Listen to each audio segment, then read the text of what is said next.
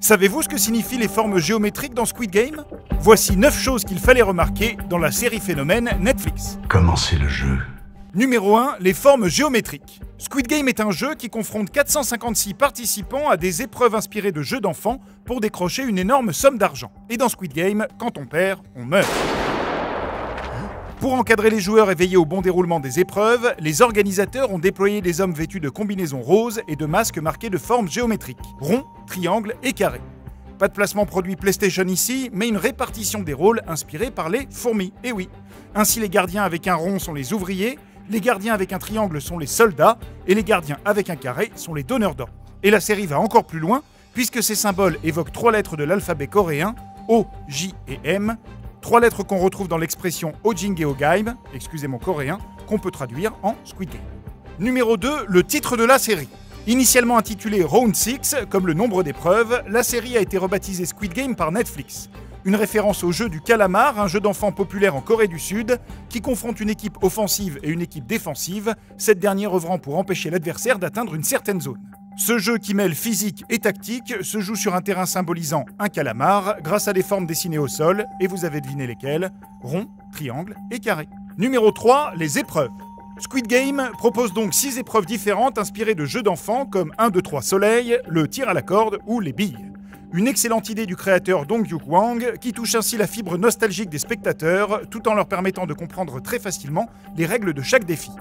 Au fil des épisodes, les joueurs tentent de connaître la nature de la prochaine épreuve pour pouvoir s'y préparer. Malheureusement, en vain. Afin d'être juste avec tout le monde, nous ne divulguerons aucune information sur les jeux à l'avance. Et pourtant, tout était déjà sous leurs yeux depuis le début puisque les murs de la salle commune affichaient des schémas de chacun des jeux dissimulés par les différents lits.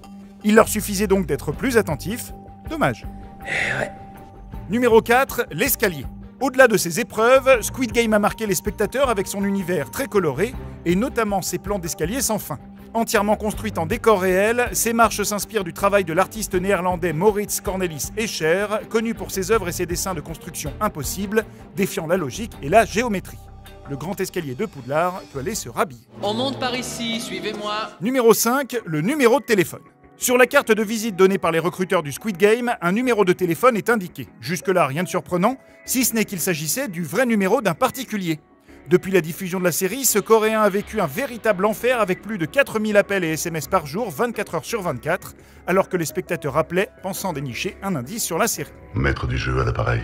Numéro 6, un avertissement tardif. L'épisode 4 de Squid Game se distingue par une séquence d'affrontements parmi les joueurs. Une bataille nocturne marquée par l'utilisation d'un éclairage stroboscopique durant plus de 5 minutes qui a considérablement gêné les spectateurs. Netflix a donc dû ajouter en urgence un avertissement au début de l'épisode afin d'alerter ses abonnés les plus sensibles et prévenir les risques de crise épileptique. Numéro 7, un futur braqueur de la Casa de Papel. Parmi les candidats au Squid Game, le joueur numéro 218 est digne d'intérêt pour Netflix. En effet, son interprète Park Hae-soo a été choisi pour camper l'un des braqueurs de la version coréenne de la Casa de Papel, et pas n'importe lequel, puisqu'il y reprendra le rôle de Berlin, immortalisé par Pedro Alonso dans la série espagnole originale. Comment on dit Bella Ciao en coréen déjà? Laisse tomber, ok? Numéro 8, les carrés bleus et rouges. Dans le premier épisode, le personnage principal, Seong, est recruté par un mystérieux personnage dans le métro. Celui-ci lui propose de jouer à une partie de Dakji, un jeu coréen consistant à retourner le carré de son adversaire en jetant avec puissance le sien. Avant de débuter le jeu, le personnage doit tout d'abord choisir sa couleur, rouge ou bleu. Un choix en apparence anodin, mais qui a probablement eu une importance capitale sur le déroulement de la série. En effet, selon une théorie de fans, cette partie de Dakji aurait tout simplement pour fonction de trier les participants du jeu et les gardiens. En choisissant la couleur rouge, on deviendrait ainsi un gardien à l'uniforme rose. En choisissant la couleur bleue, on deviendrait un candidat à l'uniforme vert-bleu. Intéressant, non? Je valide cette théorie. Au passage, sachez que pour ces uniformes, le créateur s'est inspiré des uniformes des écoliers coréens de sa propre jeunesse. Il a raison! Numéro 9, le chiffre 456. Enfin, dans Squid Game, chaque joueur est identifié par un numéro. Seong, le héros, affiche ainsi le 456. Un matricule qu'on retrouve dans la somme qu'il remporte à la course hippique, 456만 원입니다. dans la somme mise en jeu dans le Squid Game, Le montant total sera de 45,6 milliards de won. et dans le code de carte bancaire utilisé dans l'épisode final 456. Mais ça, bien sûr, vous l'aviez remarqué, non? On arrête là.